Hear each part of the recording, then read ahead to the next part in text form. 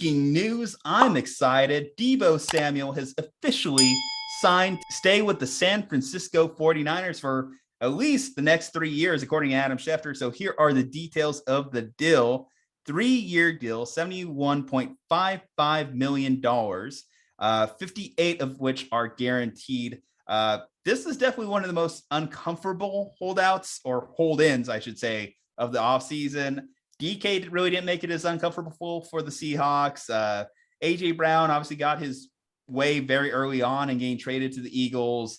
But Deebo, he was the only one that had an active trade request out in the public, just sitting on the table.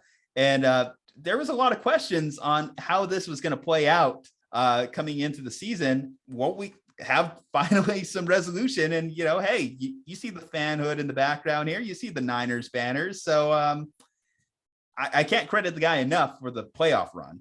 Sensational. I never really seen a player, maybe like a Derrick Henry, non-quarterback, carry a team in the same way that Deebo Samuel carried the Niners. So I'm happy to have him back. What are your thoughts on this one? Well, think about the contract is that they took that. So Terry McLaurin signed a contract like a month ago with Washington. It was a 3-year set up to 72, but 3 years, $68 million deal with about $54 million guaranteed. And then last week, DK Metcalf signed a 3-year deal with about $55 million guaranteed. 3 years, $71 million. And so it feels like they just copy and pasted the DK Metcalf contract, sent it to San Francisco and said, add another $3 million guaranteed and you've got yourself a deal. They just copy and pasted the DK Metcalf deal. And now AJ Brown, Terry McLaurin, DK Metcalf, and Deebo Samuel are now all re-signed to new contracts. Now, obviously, AJ Brown's with a new team, but Deebo got his money, which I assumed was going to happen. It was silly to think that the 49ers were going to franchise tag him. The Niners wanted him. It's not like one of those situations where the Niners are kind of playing defense. They were very public out there saying, we want Deebo Samuel on this team moving forward.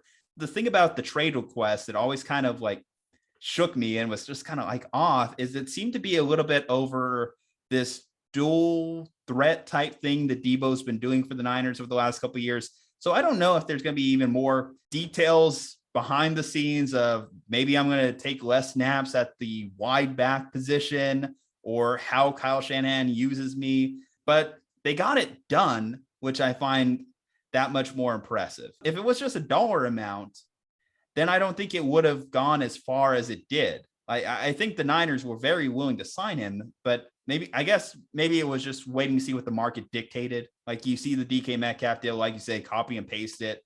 It makes it a little bit easier. And we won't really know the answers to it until the season starts. But what does this mean for Deebo Samuel as a playmaker? How do they use him in this offense? Is it similar to last year? I doubt it, because then you're not really going to get the most out of this 3 years. At least you wouldn't think, being that Deebo does have injury concerns in his past.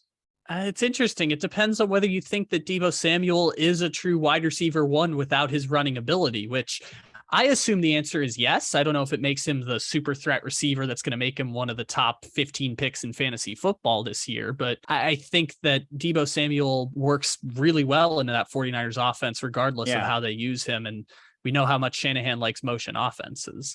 He's just so shifty. He's got this burst that's so special, that so much more unique than other players.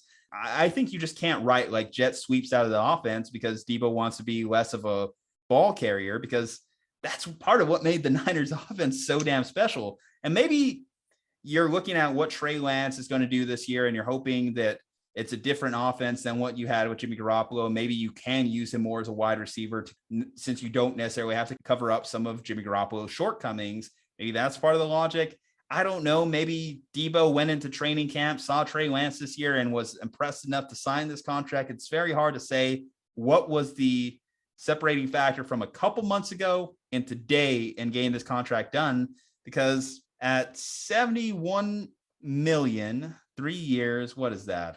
About a little over 20 million. 24 million a year. I think it said it has the ability to go up to 73.6. So somewhere between 23, 24 million a year. And that's about the number that we're hearing all this offseason anyway. So it's just kind of surprising that it took this long to get it done.